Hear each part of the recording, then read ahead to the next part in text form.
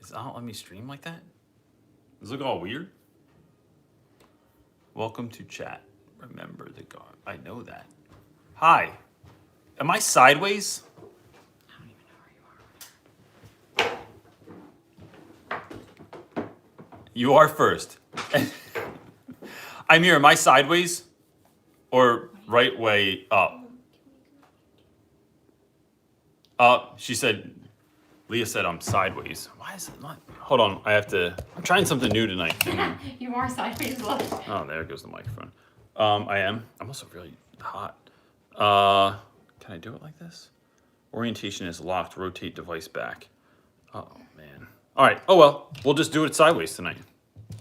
No, that's so weird. Yeah, but I can't, like, not do it now. Like, we're already in. We're already in it to win it here. All right. I'm trying. Hi. I am trying to fix this real quick. Chris said I thought I was sideways. I'm trying to fix the situation here. Oh, there it goes. See, if we had a production company, wife, we wouldn't be dealing with this stuff, but we don't. It's a 2-person show here. All right. Hopefully this. Now, is this gonna let me do it with this thing? Oh, this is a whole new. It's a whole new situation all of a You're sudden. really showing all of our house, which not all of our house is clean. No, our house is not clean, everybody. There's Christmas. It looks like Christmas exploded in my house. Do you want to stop the stream and set it back up? And No, I don't know why it's letting me. Hold on 1 second. It's not locked. Why isn't it doing that? Orientation is locked. Rotate device back. I don't want to. That's not fun. Oh But it yeah, looks there's fine. a mess. There's the mess behind me. All right, we will roll with it, wife. Can you put it I'm gonna do it like that. Hold on, everybody. I'm coming. I promise. We are not having an earthquake. I was trying something new. I tested it out ahead of time, and it worked, and now it's not working. So rather than put everyone through waiting, now I have this is a disproportionate amount of room above my head all of a sudden, but maybe if I just sit up taller. That's that. That was a failed experiment. Sorry, Jake, the podcast guy, if the sound is wonky. He said it's locked in your phone Tonight. settings, probably. Yeah, but I tried to fix that, but it's not letting Okay, me. You look good. You're just short. Is that really what it looks like? I look like I'm underwater. Well, maybe it's because you have the comments on. Sweater. It's too hot for the sweater tonight. Well, everyone's gonna have the comments on. Look, there's your. Oh no, it's not. My what? You want to sit on your feet? Oh, you are sitting. I'm sitting on my big cushion and everything. Well, tilt it lower. I can't. Then it looks like you're looking down at me. Oh Right? no, I guess if you turn it, it's fine. But if you have it this way, it looks like that. No, it's good. You're good. Just do it. Whatever. Look, we are the Wayne's World of teaching right now. This is what we are. We are hilarious because we don't really do tech. For being in a tech. I sort don't of. at least. I don't know anything. No, you don't know anything. I don't even know how to use Google Slides. I know, and I love when you're. Well, that stuff didn't come out when I used computers. Like that. None of that existed when I. It was the very beginning When of you're doing the graphic world, design and then and I stuff? did. Yeah, and then I transitioned to stay-at-home mom for 8 years, and I want to know elder what care. I mean, elders don't really use technology. What? Oh, Laura said it's Snowy. snowing in Maine. That sounds awesome. Yeah. Are we ready? Should we jump in? So. Go ahead. All right, we're just jumping. Look, I don't know. We're just jumping in. For those of you that don't know, Jake makes this into a podcast, and I try and give him a point in the beginning to know when to start making the podcast. So, There's Jake, lots. action. My name is CJ Reynolds, and this is Real Rap with Reynolds Sunday Night Teacher Talk, which is a really long title for sometimes a really long show. The idea here is this. Me and the crew are all here together, all these people that are in the comment section, all the people that are watching. We are here because we know that Sundays are the most terrifying day of the week for teachers. So to get around that, to get in front of that, we are going on offense. We meet up every single Sunday night, and I talk about stuff, I answer questions and try and help people out. Some of the folks in the comment section will help you out as well too. And so there's everyone in there from administrators to high school teachers, elementary teachers, paraprofessionals, like it runs the gamut. And then there's a whole bunch of people that don't talk, but it's a safe space for everyone. They just show up to hear all of you and to read what you're saying, and that gives them inspiration as well. So watch, because for some reason with this, it like shakes when we like move the table. Did I shake it? I don't think so, I don't but think so. I don't know why it just popped in my mind. It's Okay. ADD time, baby. Thanks. So that's what we're doing. If this is not enough, if you're new here, know that I have, there's a Facebook page that all of us are on, and everybody else more than me. And so if you go to Real Rap with Reynolds Teacher Talk on Facebook, you can find all the Facebook stuff. It's a closed page, so like like the kids aren't going to see it and parents don't see it. It's a good place for like educators to just talk education stuff. It is, then I speak, so if your school's looking for someone, and in March, I have a book coming out called Teach Your Class Off, The Real Rap Guide to Teaching. So that's coming out too by Burgess Publishing is putting that out, which I just wrote the dedication, what else? What was the thing? Forward acknowledgement. The forward was written by The someone. acknowledgement page and something else the other day. And it was really weird to write a dedication. Forward acknowledgement. Part of it's dedicated to Dave Lee Roth. Oh, and your about. Oh, and the about me, because everyone's about me in every single teaching book is like the winner of Teacher of the Year, the Principal of the Year, this person of the year, and I was like, I won. For those of you that are wanting to know, I did win Teacher of the Year one time, and they took it away. So that was awkward. I wrote my speech and everything. I was waiting to get called on, and then they announced someone else's name because I had told that school I wasn't coming back next year, and so they were like, well, then you don't win Teacher of the Year anymore. So that was weird. Anyway. Unicorns Rock says, did you dedicate the book to me? I should have put a unicorn secretly on the front of it. That would have been hilarious. Because there's all these symbols, like these hip-hop symbols on the front. We could have snuck a unicorn in there.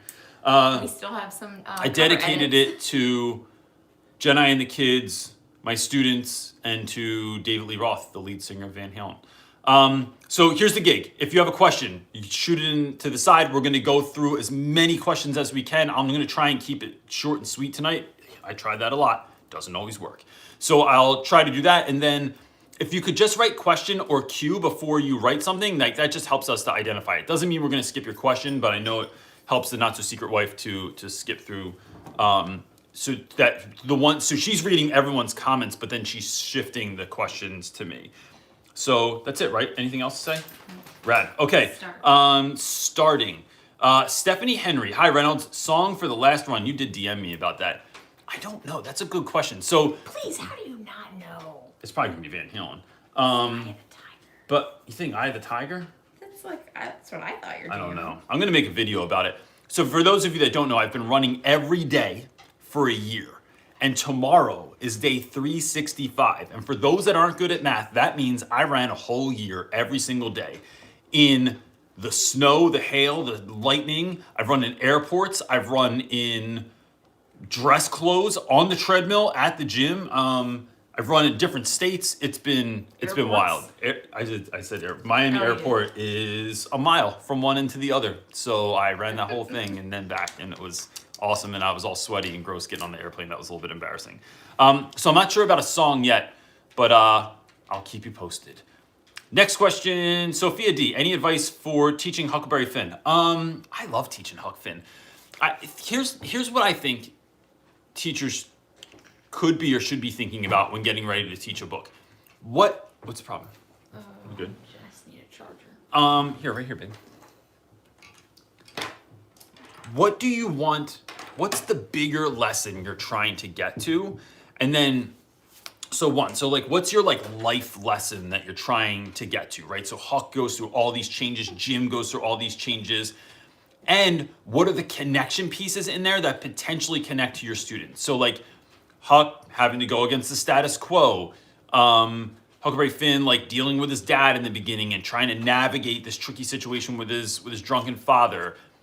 What like the internal struggle. So that's one, and that's like something that is bigger and connects to students' lives. The other one is a bigger life lesson. And then I think you could go a million ways from like internal external struggle or internal external conflict, which there are both of them in the book, to any number of other things. But it's like, I think this simple and deep is better than wide and complex. That's a Mr. Rogers quote. So don't try and do like 75 different things. I like to just pick like 1 or 2 things per book and then go really deep on them. So if we're doing setting or imagery or symbolism, it's like doing a deep dive into symbolism and the many ways that shows up in literature and without, like out in the world. And so that's what I would try and do. But just sit and I think just think about like, what do you want the kids to know? And then know that your answer's all right. There's no right or wrong answer for any book.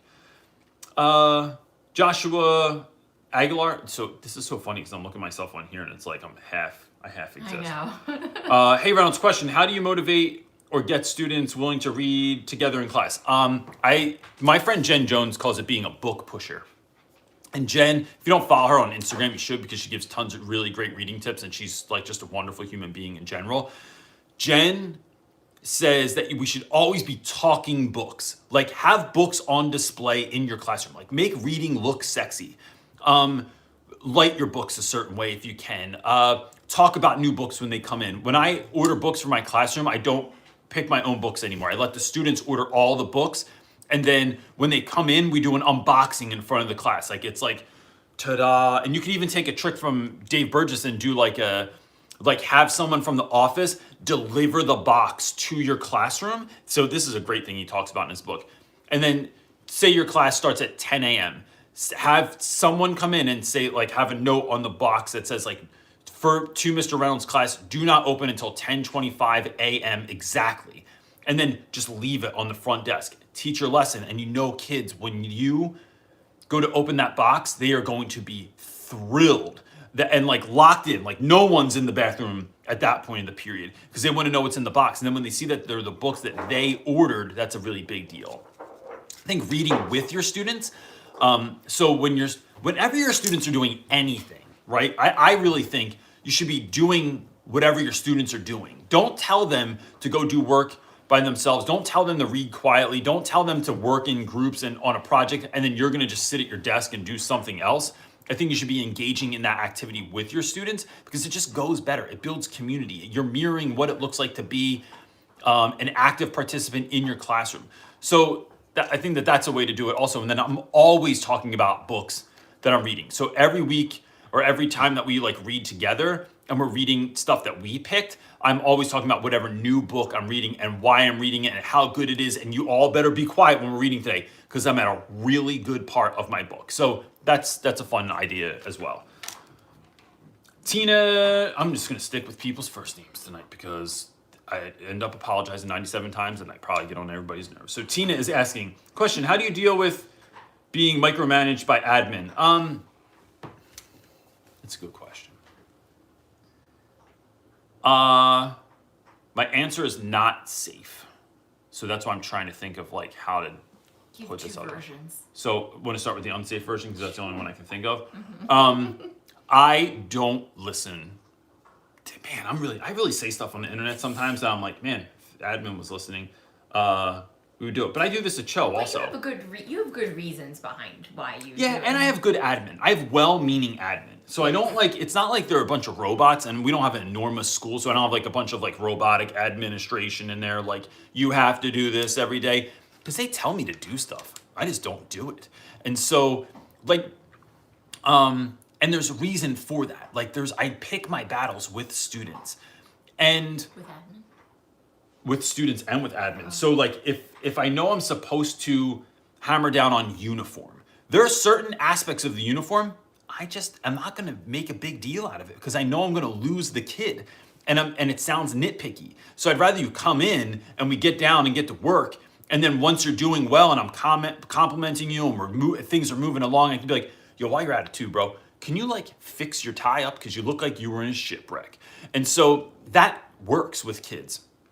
So I just don't like do all the stuff that I'm told to do with my lessons, with my testing, like, I'm hesitant to put myself too far out there because somebody might see this, but just know that I just choose not to do stuff if I think it's in the best interest of the child. That being said, I would often have conversations with admin and conversations with other teachers if you feel like you are being micromanaged. And then, because I think that in your life in general, you are successful in an area if you're willing to have uncomfortable conversations. So you stay married for a long time, and I'm referring to the not so secret wife here right now, because there it is, like those matching tattoos. Because we have learned how to have uncomfortable conversations. And we know that if we don't, then, someone's poisoned the water hole is what happens. So having those uncomfortable conversations with admin too really helps. And so even having someone in admin, so like I might have a friend in admin that I feel like I can go to first and test the waters before bringing it up. Or talking to my department head is a really wonderful person that when my friend Jen, I'm being hesitant about her name as if anyone's going to know who Jen is, but like Jen's a great person to say, hey, I'm concerned about this, or I'm worried about this, or I don't like this, to see how she feels about it. And then she'll often say like, I'm going to take that to the next leadership meeting. That's a great point. Or this is why we're not going to do that, and let me break it down for you. So that works too. Sojung Lee is asking, does your admin actually follow the disciplinary policy in the student handbook? No. So I'm just going to say it flat out. No, they don't. There are aspects of it that they do. But I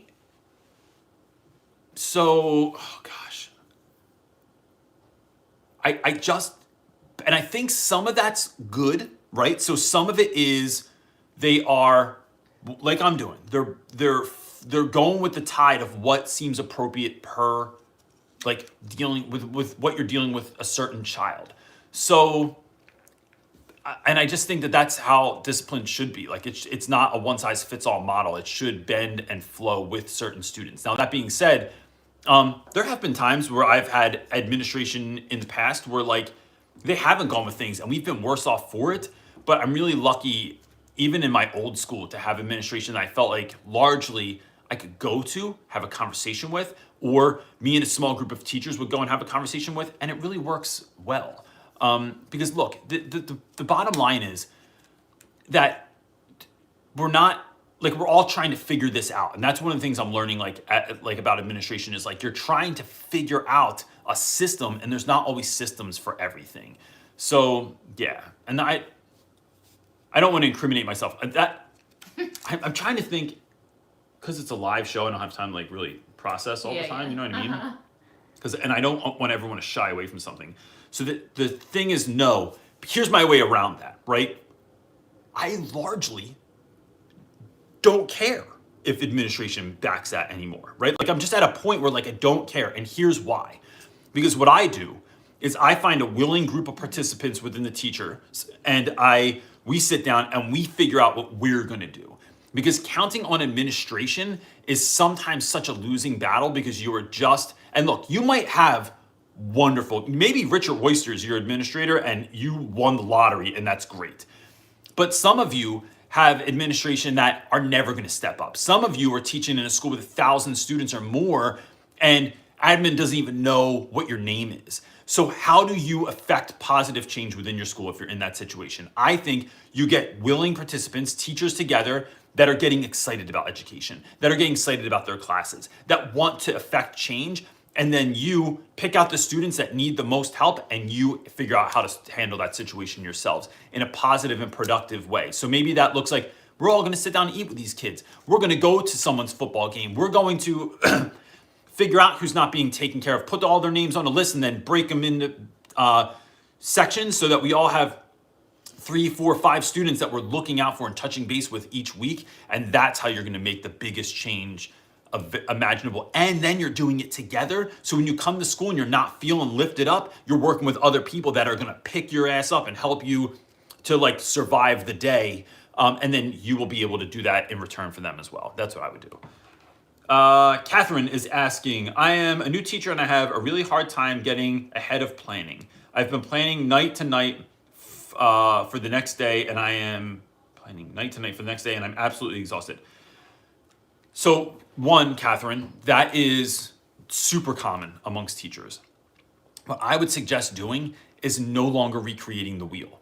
I think looking for stuff online is completely okay. You're not in a band, right? Like, and even bands do cover songs. So like feeling like you, and I'm not sure that you do this, which would be a reason that it might be good to do like a call in at some point. And we were just literally talking about this, and I have a question for everyone in a minute, but I think what I do is look stuff up online, right? I've said this a million times before, maybe you haven't heard it, but like look up whatever lesson you're doing, multiplication facts, teaching Huckleberry Finn, teaching, I don't know, parts of the cell, but then put in greatest parts of the cell lesson ever. If someone puts greatest before what they did, there's a very good chance that it's pretty good. Otherwise, you really had the audacity to say best cell part lesson ever. What's up, Turtle? So that's something that is worth doing. And then you sprinkle your magic on it. You read that and go, I'm never gonna do that. This isn't really my jam. I'd never do this, but this is golden. And then make it easier on yourself, and you're just sprinkling magic on someone else's thing. I actually thought about an experiment this year where I was going to take somebody else's lesson plan that I found online and force myself to do it, but force myself to make it like to sprinkle the magic on it, to like show people like this is what it would look like, instead of like the way that I do it now, which is like the same way basically like I've been teaching the same stuff for so long, like I just know what to do. So that's what I would do. And then give yourself an out. Like only give yourself a certain amount of time and then be done. So that, because putting time into yourself, putting energy into yourself is going to benefit you better in the classroom than a really well executed lesson plan is anyway. Is some of that just like average for first year teacher anyway? Like planning? Some of it is, yeah. Some of it is like you're trying to figure out, so you have to work harder than everyone else because you haven't done it yet. Yeah. So it is part of it, but like if you're destroying yourself, I mean, there's a reason that like teacher burnout is 3 years right now. Mm-hmm. Like that's the average like time frame that people dip from the profession is 3 years, and that's just like not good enough. Because people want to do it, they just like are they're just like this. They're burning out. It's too much. Random Asian guy. You win name of the night. What advice do you have for mentality shifts? I'm sorry, I'm trying to read off this tiny little phone like I'm old.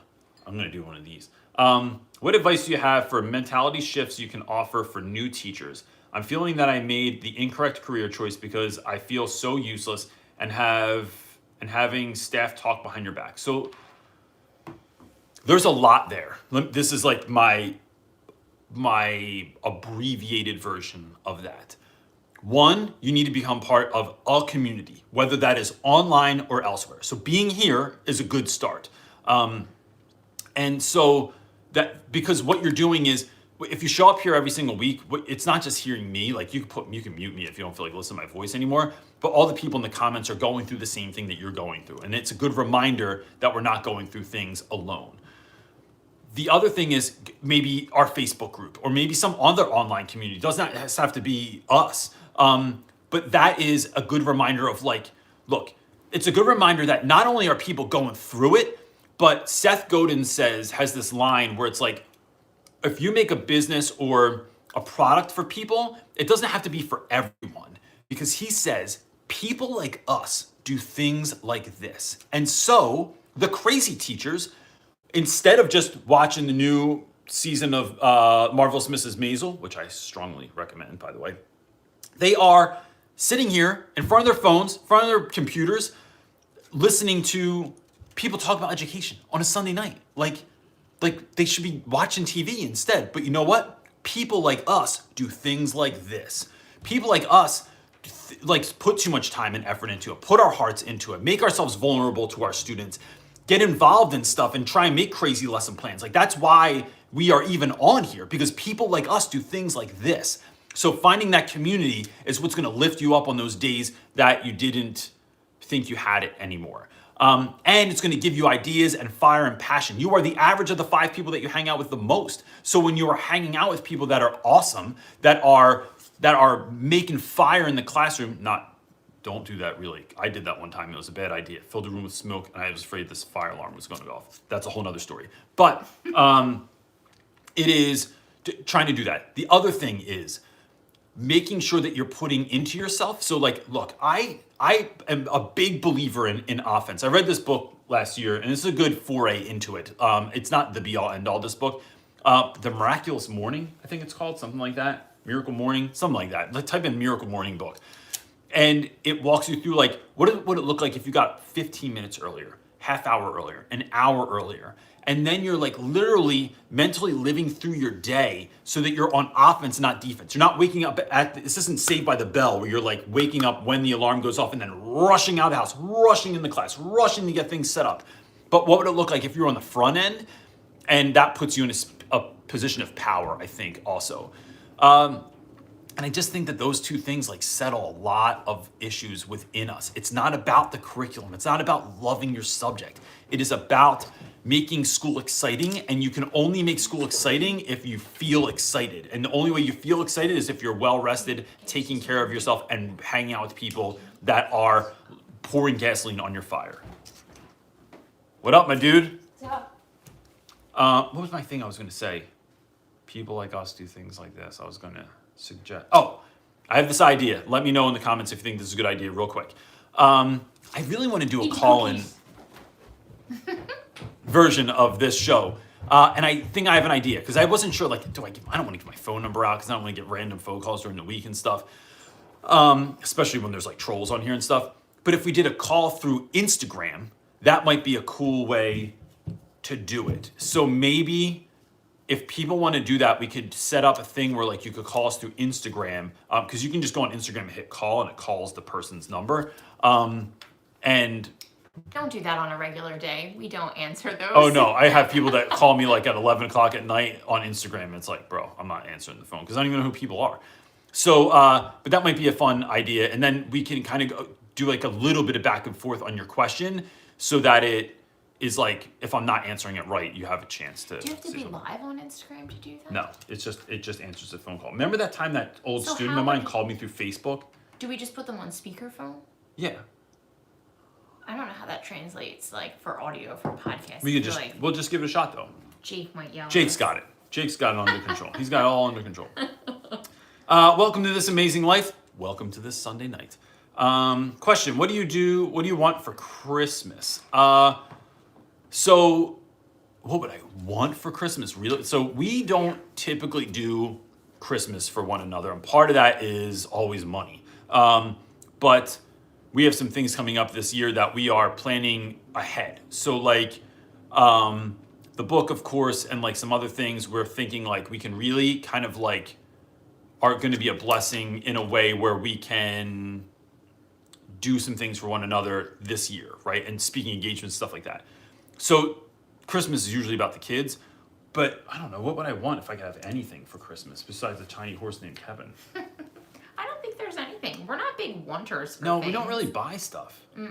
It's always books and music. And I really like going to the movies.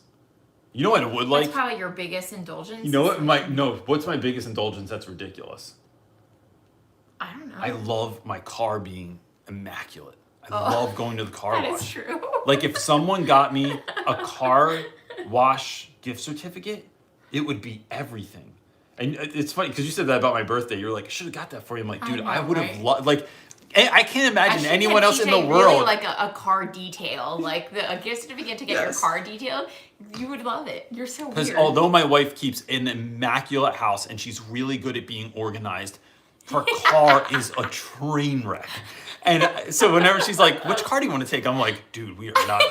We call my kids to call it. That's because my car is the mom car. I've got kids and. That's part of it. You're just not a. That's like your junk drawer. right? My whole car. Look, the rest of your life is like you do a really good job of like keeping a great house and like it's clean and like you're thoughtful about it and even making the bed and stuff. But then it's like the car is like, it's the one place. Let's let it go. That and my purse. Yeah, your purse is like, it looks like Mary Poppins. There might be a lamp in there. That's like Mary Poppins' purse. Oh, that was that question. What's the next one? Alex said mom cars are a real struggle. Truth, right? Next question is Emily is asking, what is your favorite educational philosopher and why? Ooh. Emily, it's been a long time since I've been in college. I like, gosh, I don't know if I'd say I don't know if these people count. Jonathan Kozol, I'm a big fan of that guy's stuff. John Taylor Gatto, Gatto. I was a big fan of his stuff for a while. In theory, I really like Montessori school. So like I used to I thought about teaching at a Montessori school. And then I read, who was it? Sufjan Stevens has a great part in the beginning of one of his books where he says like he was supposed to go. He went to a Montessori school and he just didn't do anything. Like he was the only kid in like 6th grade that didn't know how to read. So yeah, that's top of my head. That's a good question. I feel like I should have a better answer, but I think Rafe Esquith is not a philosopher, but he does have a lot of ideas around education that I think are magic. That's what I'm sticking with. Next question. Laura is asking, how do I balance the stress of the holidays? I have all these things I want to do with my class, but I know that I can't get them all done and I have holiday home left. That's a great question. This time of year is like, I posted this on Instagram the other day. You can do anything, but you can't do everything. And I just think there's a lot of power in that. What can you do between now and the time that we leave for the holidays? It's going to have the deepest impact without like having you go nuts. So I really try to create a space in my classroom where I am not bringing anything home because I want to come home and still have something to give to my kids, to be able to decorate trees, to go out, because we have to have two, because we have the pretty one, and then my wife doesn't like all the garish, ugly decorations. They're not ugly. They're just two different styles. You're right. And that tree does look really beautiful. But Thank you. so it is finding that balance. So like we're working on a project. My students are gonna get a project tomorrow where we're gonna create children's books and everything is done either at their home or in class. And there's nothing for me to bring home. That project will be due the day before we go on break. So we go on break, we have half day on Friday. That project will be due on Thursday, and that's like cap out. But kids can get extra credit if it's done by Wednesday. So like if they finish it by Wednesday, they hand it in, you get extra credit for it. And that is really just an incentive to get kids to hand stuff in early. And then I don't have to worry about it. And then I have that last half day where we're just gonna like do something fun in class, like to send them off on a good note. And that'll be that. So I think that's what it is.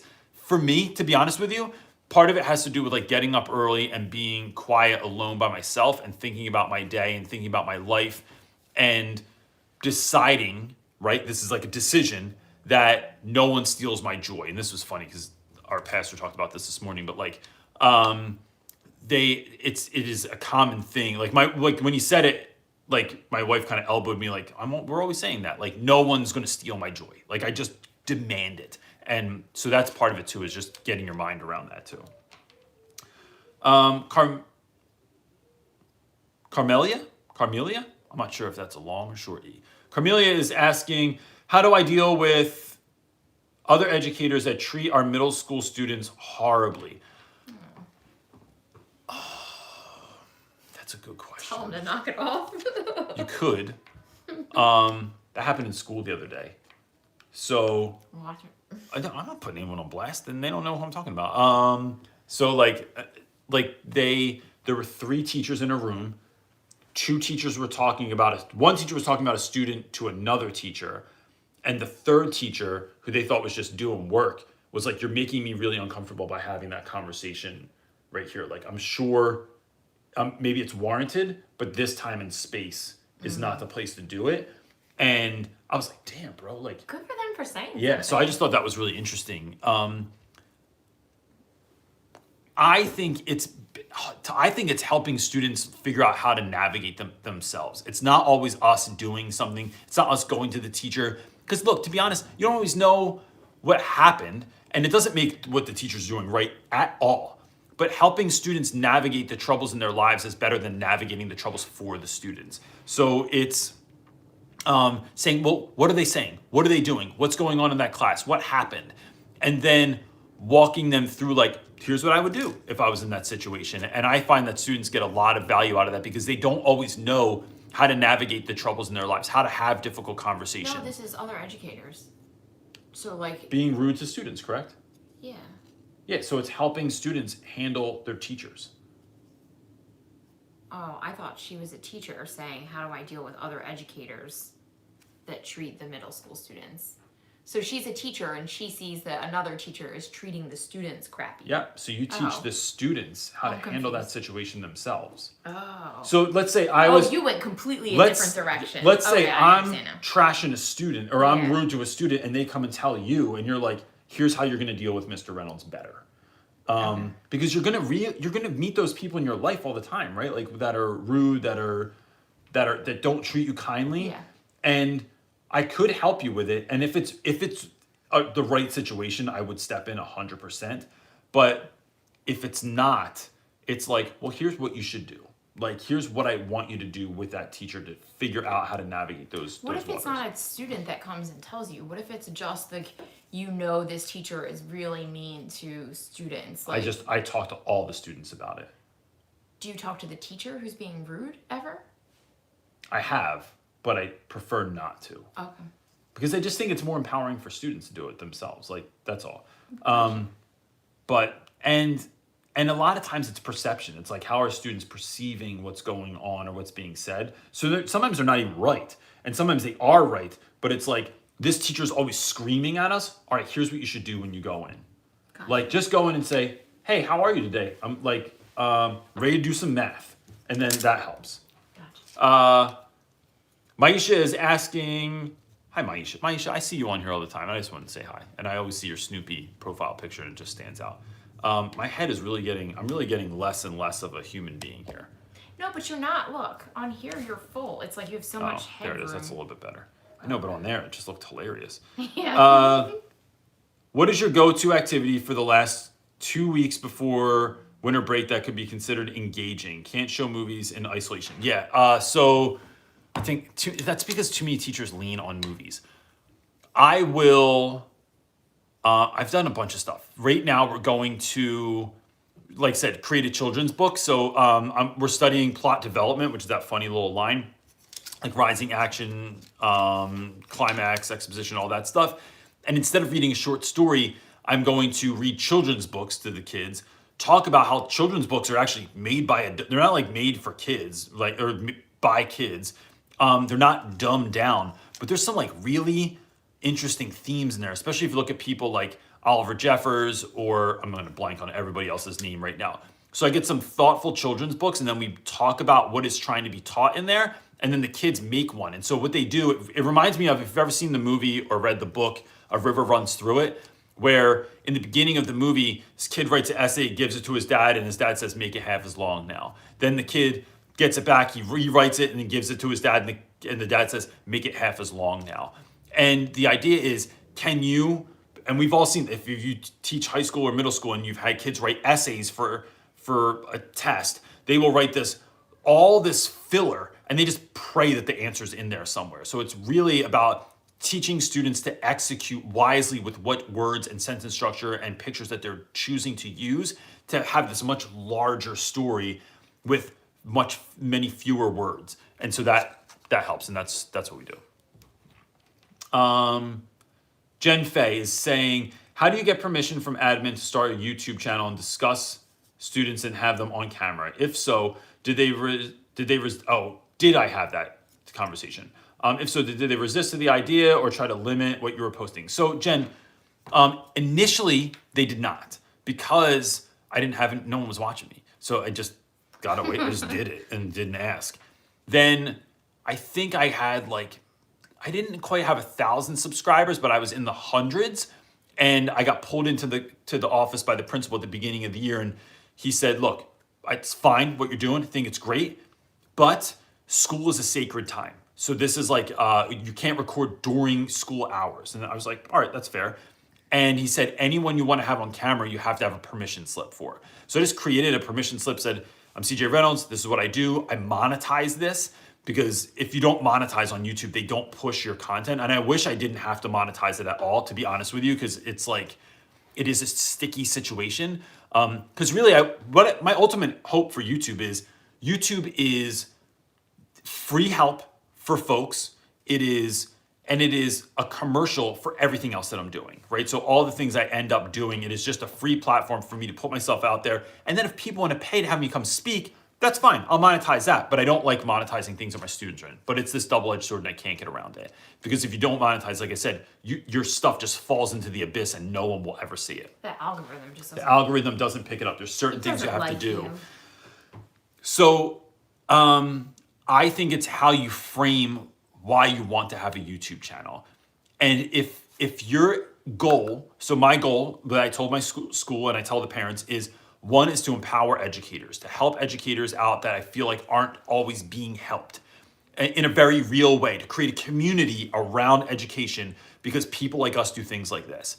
The other thing is that I want to take students who are usually voiceless and give them a voice. So I'm taking Black and brown young men from the inner city Philadelphia and I'm putting a camera in front of them and letting them tell their truth. And through that, I feel like they are educating the world on what Black and brown young men from West Philly, what they're like, what they think, what their goals are in life, what they think is funny or silly, how they get along with one another, because there's a lot of stereotypes and it's about me not breaking the stereotype. It is me giving students the platform to do that themselves and to empower themselves. And through that, those two things, it's a really hard thing to say no to. I think every school should have a YouTube channel. If you don't watch his channel, even to get an idea, right? Like, so even if I'm not trying to like make anyone do anything, Richard Royster, who's probably on here right now, Richard Royster has a YouTube channel that he uses to promote his school. It's like, he doesn't hide the name of the school or anything. He has like, but the editor from the newspaper comes on and does an interview. The kids at like all the different students that are doing things in his school. Teachers. He interviews teachers and students and like talks about getting ready for the beginning of the year and what that looks like as an administrator. And I just think every school should have that, because if you really want to bring people into your school and hire the best people, what better way to do that than to have a commercial for your school? We've had people, my friend Cho has been at conferences or like hiring fairs where people have come up to the table because they've figured out what school I work at. It's not real hard, but like they figure out what school and they go, is this the school that Reynolds works at?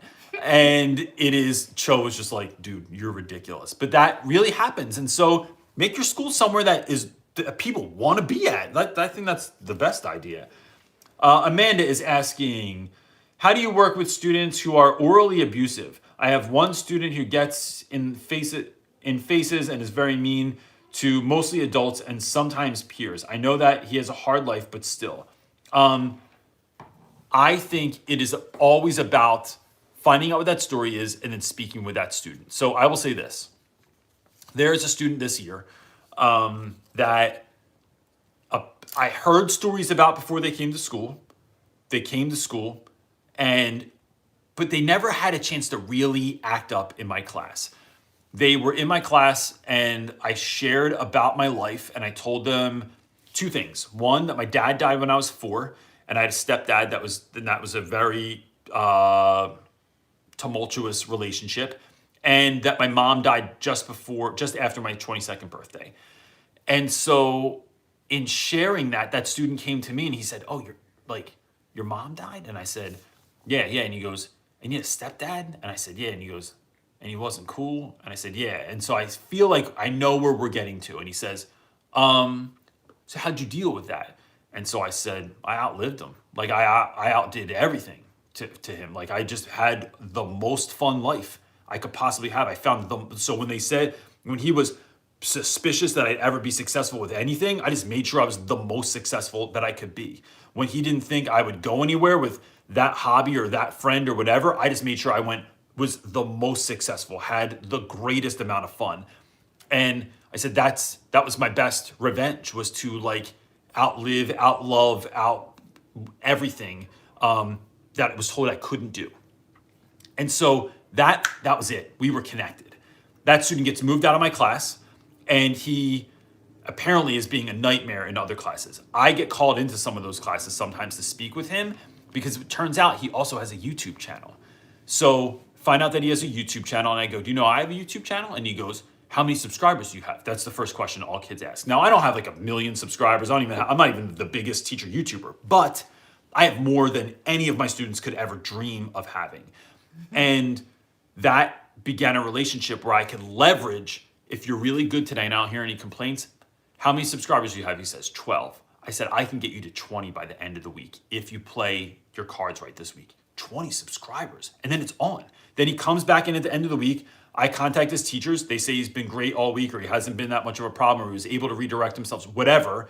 And now we are like, I'm helping him with something. We're building a relationship. And if that student stays at my school, I will not have problems with him by the time, we will be able to form a relationship that will be unbreakable by the time that he is a senior in high school. So look, what does that mean for you? I think it means learning someone's story. When you learn someone's story, and not just a roundabout kind of way, learning what actually is going on, it gives it a reason as to why they're acting the way that they act, not an excuse. But then when you know that, you can start speaking. So if you find out that, for instance, and I know I'm making this a little bit too long, and I'm going to try and shorten it up. If mom has a lot of boyfriends and you're a male teacher, I have students that do not want to give respect to male teachers because all the males in their life are transient. They're always in and out of the household, and they stay and they go. So I want to be mindful of that. I want to show that I'm someone that's consistent, someone that cares, someone that shows up every time, someone that if you're belligerent and disrespectful to me, I'll check you on it, but I'm not done with you. I don't give up on you. And it sometimes helps to create a small circle of people, that group that you're hanging with in school, to surround that kid, sit down with them, have lunch, talk about things. That really goes so far to if I have to check a kid because they're doing what I don't like, it is, you are not going to find success in doing what you're doing, so I will check you every single time. But it's because I want more than anything for you to be successful, and I don't think you realize the power that you have inside of you. So I'm going to keep calling BS on when you're doing bullshit in class, so that you to finally get to that place where you realize maybe Reynolds is fighting this hard fight because I do have something inside of me. And it sounds corny, but I'm telling you that works all the time, and it's what makes the job worth it. Last thing, you are planting seeds that you don't know when they will grow. Some kids grow quick. Some kids, you give them love, affection, attention in class, help in class, and they grow like crazy. Other kids don't. They're just yeah, whatever. Yeah, whatever. Yeah, whatever. But then 5, 10, 20 years from now, you find out that what you said, what you did, made all the difference in the world, and it means everything. Mahogany. I like that name. We talked about that last week. Okay, yeah, I'm going to talk about it in a second. Should we do that real quick and then I'll read Mahogany's question? Sure. All right, look, I put up an Instagram post the other day, and I talked about, I have hands on a stick, right? I have these things that I use in class.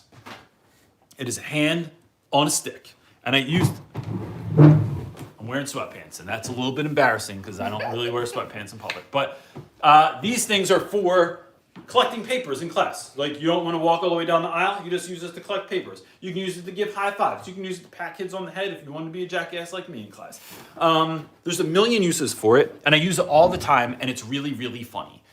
Especially if kids are short and you want to he could give you a high five. It's just hilarious. So people asked if they could buy these. If you are interested, right? I have a handful. That was a pun. That was unintended. If you're interested, because people ask for them, I made a few. And so if you want to buy them, they're only prototypes, so they're not like, sometimes the finish isn't perfect on them, but they look pretty good and they're durable. I have them in gold and hot pink, because you know what? If Prince and Lady Gaga made these things, they would have them in gold and hot pink. And I like both of those people, so there it is. If you're interested in buying one, we're just gonna do a flat rate. And they're $25, and that includes shipping. I can only send them to the United States, because if you try and send something to Australia, it'll cost you like $200 to send that thing down there. So for right now, we're only gonna do in the US. Just email me if you want one, and we'll tell you how to send money through PayPal or some way that's easy for you. And it'll be first come, first serve. So like whoever gives the first emails, I'll just let you know. And if you don't make that, I'll just send you an email back saying like, we don't have any more right now. But hey, what would a teacher like better for Christmas than a giant ass hand on a stick? So, you know what I'm saying, wife? Can I get a high five? Bam. Perfect. All right, so mahogany. This question is next. That was like in a word from our sponsor. I am teaching in my senior year in college, and I'm in my senior year of college, and instead of student teaching back home, I'm going to San Antonio. I am both excited and nervous, but what can I expect as a future educator? Right. She's Ray's student. Ray from Teach Better? Yes. Is that? Like, Oh, we talked about last week. Oh. She commented or something. Yeah, I remember that. Yeah. Mm-hmm. How great is Ray? She is. She just put a big like. I'll tell you. To be honest, like I meet a lot. Side note, like 30-second side note. I meet a lot of people that are from the internet world, and you meet them in real life. And it's 50-50, right? Like not even. Like some people you meet are just like not really who you thought they were going to be. But Ray is one of those people that she's all bubbly and kind, and she's on Instagram all the time. She's doing cool stuff, and she's like doing cool things with her students in her class, and she's like building Teach Better. And then you meet her in real life, and then she's like all bubbly and kind, and she's talking to you, and she's just like, that's not how she acts really, but she's just really wonderful. So I would say this.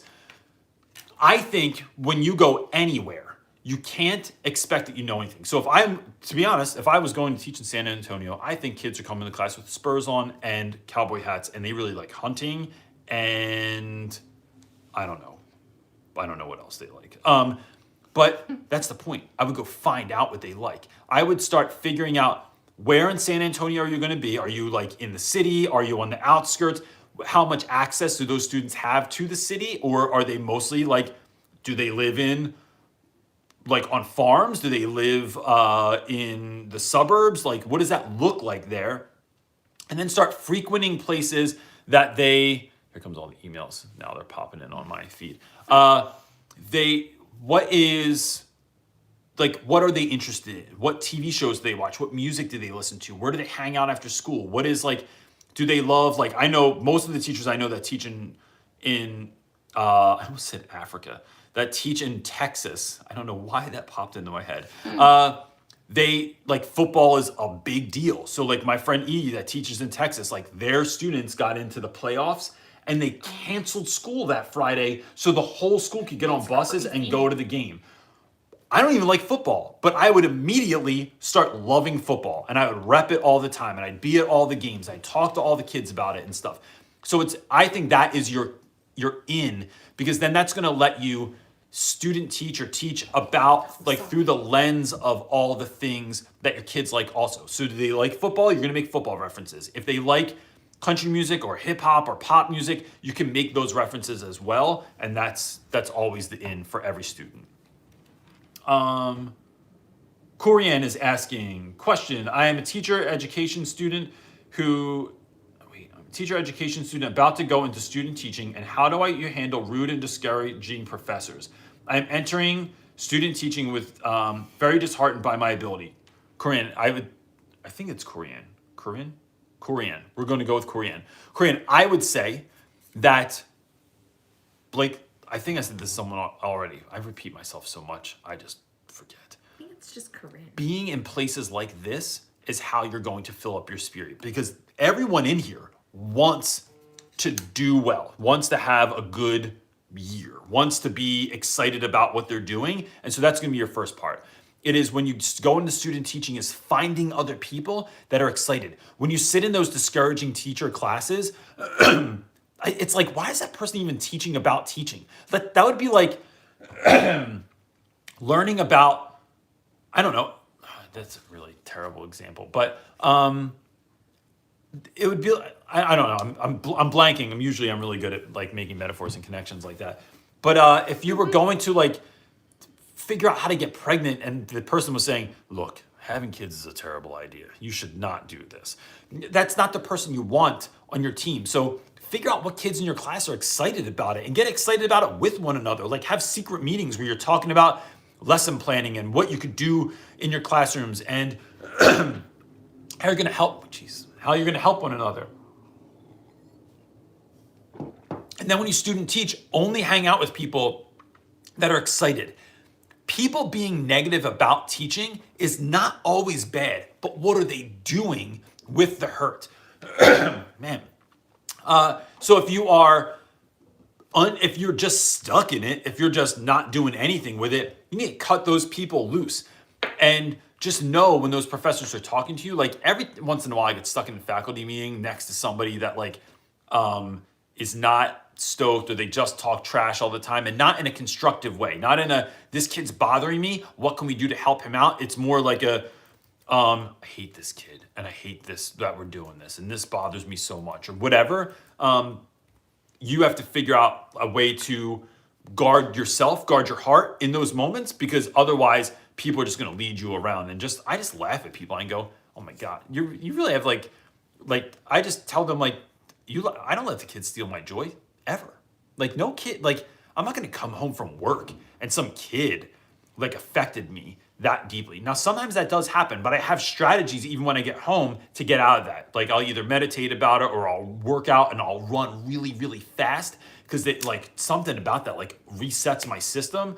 I will listen to something funny on the way home. I'll listen to music that rocks on the way home. Something to get me like that I can't fight the feeling, right? You can't fight the feeling of music. Just can't fight this feeling any longer. No? Okay. Oh, I'm reading, sorry. Oh, I was singing you love jams. I know, I try and ignore you when How do you you think that. I wooed you into marrying me to begin with? No. I think it was love jams. I think it was REO Speedwagon. So that's what I would do. There's always going to be naysayers out there. There's always going to be negative people. There's always going to be people that are dogging the kids, that hate teaching, that wish they never got into this. You got to cut those people loose and only bring in the people that are going to fire you up and help you get going in the business as much as you possibly can. Jacob is asking, I'm a first-year teacher and starting an argument without writing, sometimes I read these things, I make it say something it's not. I am a first-year teacher and starting an argument writing unit for my freshmen. What sort of tips do you have to making it engaging and successful? I once did a lesson where we were writing persuasive essays. And instead of just writing the essay, I gave the students license to create a product that they had to show that they had to create something. So whether it was out of like popsicle sticks or you just like put some, like bring in some supplies, like trash, like we made ours out of like tin foil and old newspapers and magazines and pipe cleaners and like all kinds of either junk you can get for free from somewhere or stuff that you can get at the dollar store. Kids created a project and then they had to convince, they had to like essentially make like a QVC pitch to get the other students to want to do what it was that they had. And so that was super fun because now it's engaging. Then we went back and we had to like, all right, now your essay is you have to write up a proposal to get a manufacturer to actually do this. So how are you going to do that? How are you going to format that? And then we just made it into a 5-paragraph persuasive essay. And we talked about things like transitions and word choice and a hook and your thesis, like what's your main idea and what are your supporting ideas and how are you using statistics to sell this to someone? It really worked well and it made it more fun because it wasn't just the same boring ass, like dry, persuasive essay.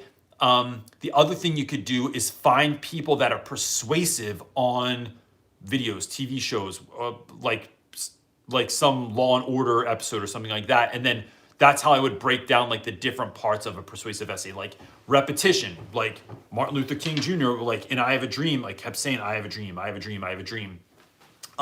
Someone from a song that they really like that's trying to convince people of something might use repetition or might like go for your heart or for your mind and use those sort of tactics as well. So that's the two ideas that come to mind. Butra Hall, I think I'm saying that right. And if I'm not, adorable baby in the profile picture. That's a great baby picture. Hey Reynolds, can you please tell me how many classes you have and if it's the same for you like it is here? I have 4 groups of students each with almost 40 kids. Oh, 40 kids in a class is made up of almost 40 kids. I have,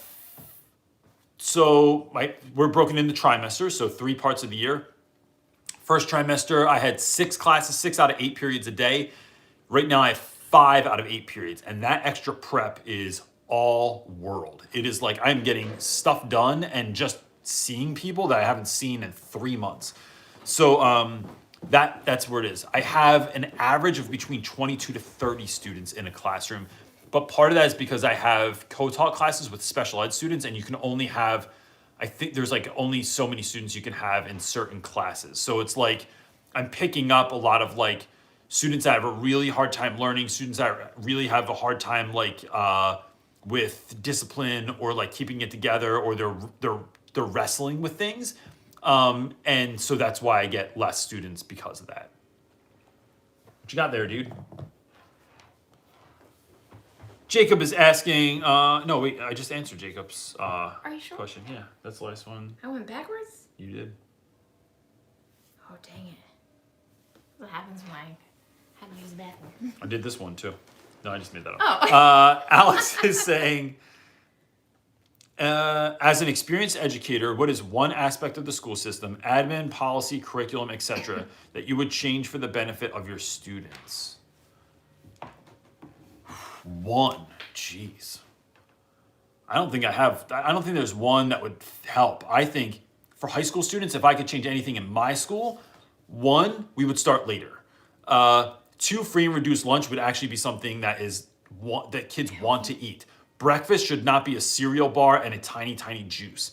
I mean, even if we gave kids bacon and eggs every day, it would go through the roof. I think school shouldn't start till 11 o'clock because I think young people need to sleep more. And if sometimes, now that we homeschool, my own child will sleep until 10 o'clock in the morning, occasionally, not all the time, he goes to bed at 10 at night. That doesn't show me that he loves sleeping because I know that he's not that kid. He just needs sleep. So if we want kids to get a potential 12 hours of sleep when they need it, that would mean that my students would have to go to bed at 6 at night so they get up at 6 in the morning. Some of my kids have to get up earlier than that because they travel an hour and a half to get to our school. I think giving teacher autonomy would help. I think letting students have choice in the classroom would help, and choice in their schools would help. And I think social emotional learning needs to have a much, much bigger part in schools where we are helping students that are dealing with trauma, because most behavior problems, I think, come out of 2 spaces. 1, I don't really believe that I can do what you're asking me to do, and I can't be the student you want me to be, or I don't have the potential that you want me to have. And 2, it is students that are dealing with trauma that is undealt with.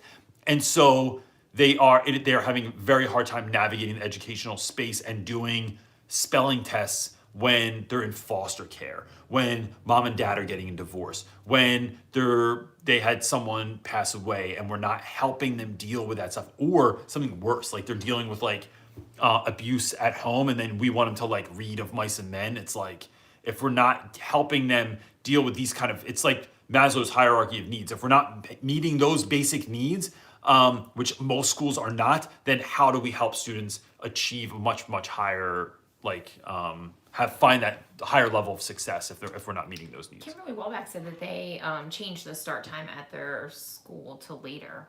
What time? I'm just interested. Kim, what time do you guys start? That's really interesting. And I think because schools they're like babysitting services. And I know when we both worked and they would have a delayed start because of snow or something like that, it was like, what are we going to do? Yeah. We're losing money. Especially if your school didn't align with them. Yeah. That was always really the beauty tough. of my school was I have really understanding admin that I could be like, look, like, this is the gig. And I wasn't penalized for that or anything like that. Sarah Ward is asking advice on motivation to catch up on entering grades when you are behind and also teaching all classes on a new schedule and feel overwhelmed in general. Also, systems to stay ahead. I think from my systems to stay ahead are a couple of things, right? One, it is, what am I thinking of? I try to not put grading off ever. I want grades done immediately. The way that I do that is I simplify my grading method. So what am I grading for? Am I grading for completion? Am I grading for exact right answers? Am I grading for, if I'm grading an essay, I'm never looking for 50 things. I'm looking for 5 things or 4 things.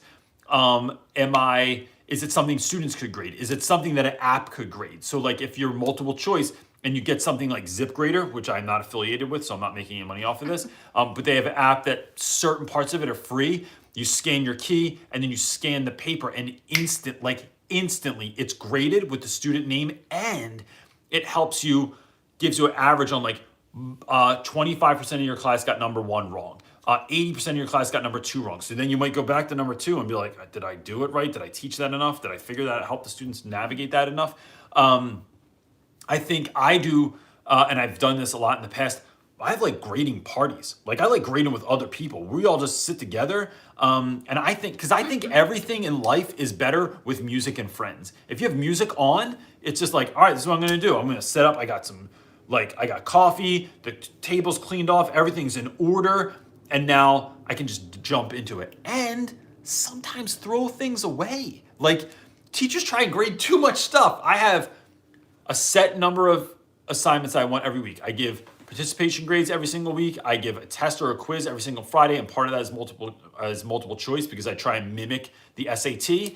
And then I have 2 or 3 other assignments that have to actually get turned in. If I can't get to all of them, I will just mark for completed, like how much did you complete? Were you doing the assignment? Were you not? And then I tell the students, like, look, I don't have time to grade 120 assignments of this one thing and then do that multiple times during the week all the time. So it's like you learned it or you didn't learn it. And just by glancing at paper, sometimes you get a sense of like whether or not you need to go over this again or not, and then go over that. Or make it something that has to be done in class by the students. And I've given, sometimes a 5-question quiz gives you as much intel as a 25-question quiz. So it's like, did you need to do all that, or could you make it less?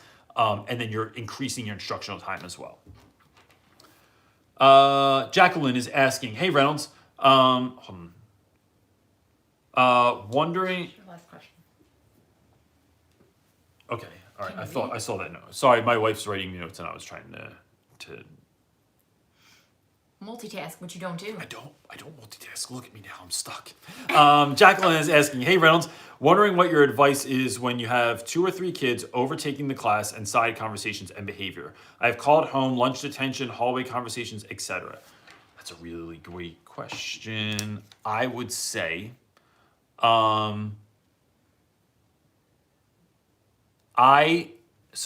thinking about this because I just talked to a teacher about this the other night. I'm gonna scratch my back with this popsicle stick. I think doing things like separating those students, giving them different seats. So I have a couple of desks in my room where like one's off to the side in the front, another one's off to the side in the front, and one's all the way in the back in the corner.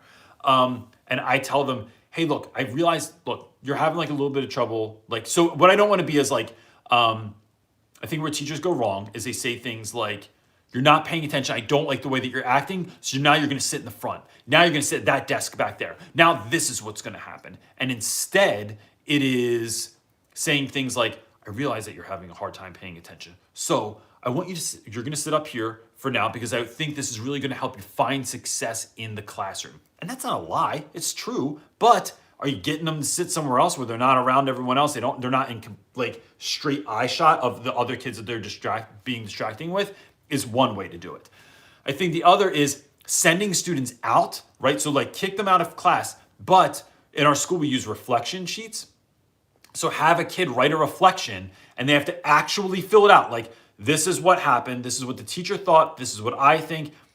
This is what I'm going to do to kind of fix this. And what that really does is it lets a student step out for a moment, collect themselves, write down what happened. And it's not right or wrong. Like it's not an admission to guilt. It's helping a student to just reflect on things for a moment. Then later, they can come in and you can talk about that, or you can see what they think went right or went wrong.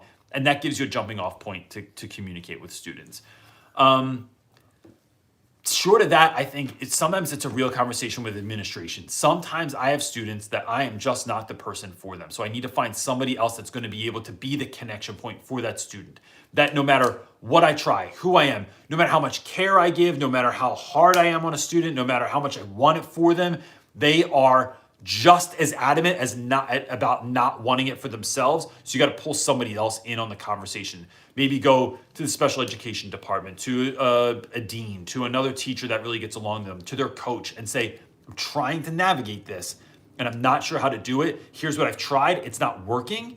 But it has to come from a place of wanting the best for the student, never from wanting to crush a student, because you're going to operate with a different mindset, a different energy when you're doing that. And it's not going to win.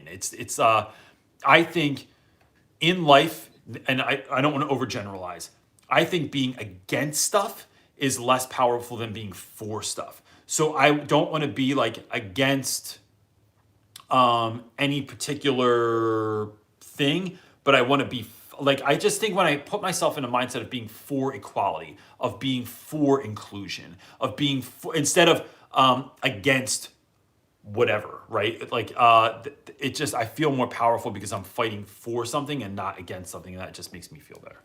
I thought that was your last question. Oh, okay. I mean, there's a plethora. Let me just do this more last one because I picked it up and you had it there. Okay. Okay, so one last question because I got to go But feed I the really children. I have another question that's from a while ago that I wanted to give you. Oh, okay. So I'll do this one quick. Okay.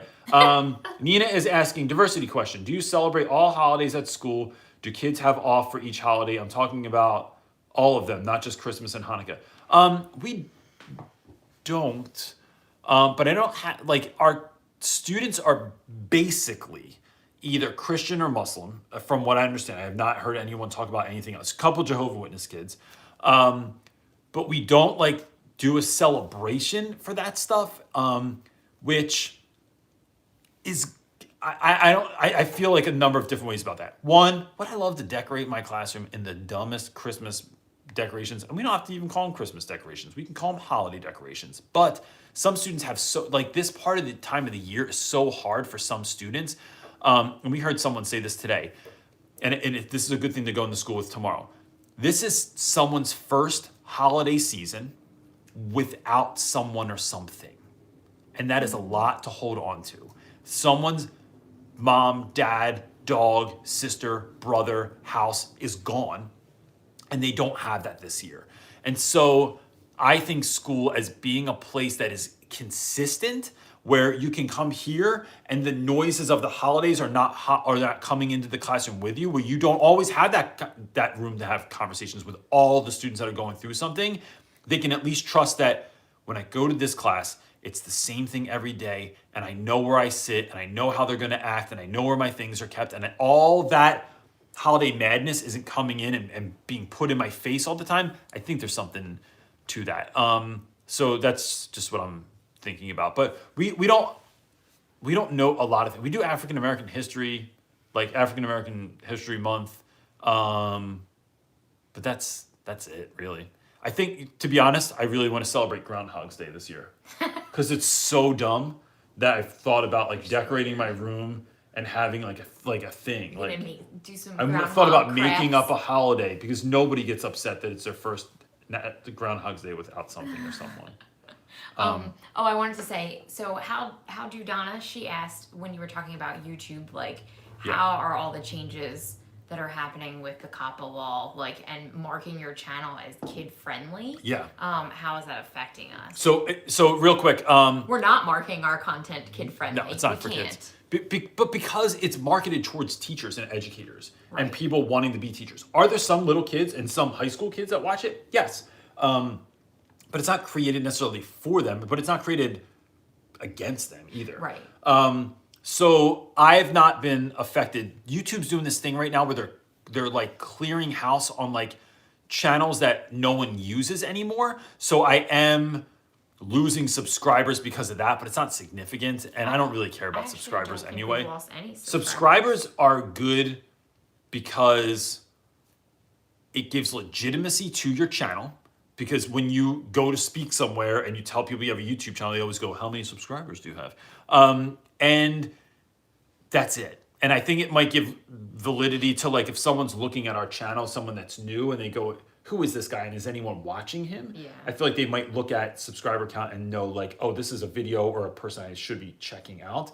But other than that, it's not like a thing I base. But in all honesty, that COPPA law and all of that stuff, it doesn't affect us because we don't do, like, the things that they're deeming that are okay for kids, we don't do any of it. It's like all, video like, game channels, it's cartoons, do you- it's stop motion.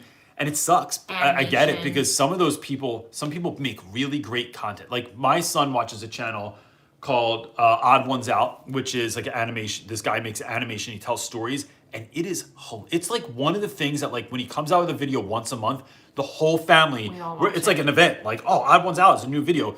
Because we're laughing, it's like a Pixar movie. We're laughing just as much as the kids are laughing. And so it's hilarious. So we've not been affected by it, but I really do feel for people. And I get the legality part of it. I get that, like, they feel like people are making money off of children, but Well, YouTube was dumb. YouTube shot itself in the did. foot. They did. And in that so, whole situation. But I that's just another- think that's like, that's a whole nother situation. I don't really know enough about that stuff, but we haven't been affected at all. So that's it, gang. Real quick before you go, couple things to keep in mind.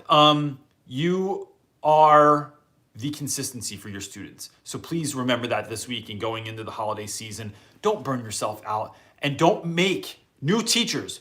Do not look at winter break as this be all end all of, like, once that comes, all will be well, because you will put too much into your break, too much thought and hope, and then when it doesn't pay off, it sucks. And if you are, to make your holiday break a little bit better, if you want to buy a hand on a stick, they are available. Just go to the Real Rap, just email me, realrapwithreynolds@gmail.com. Can you put that in there? And it'll be in the description box in like 10 minutes. I'll put it in there under this video, or under any of the other videos. So you can get a gold one, or you can get a pink one. They're these like 4-foot long sticks, and you can collect things with them, give kids high fives, pat them on the head, make reindeer antlers out of them, whatever you want to do. But that's it, gang. I hope you have a great week. Peace. I don't even know how to end this on this thing. Let's figure it out. Maybe that thing? Maybe that.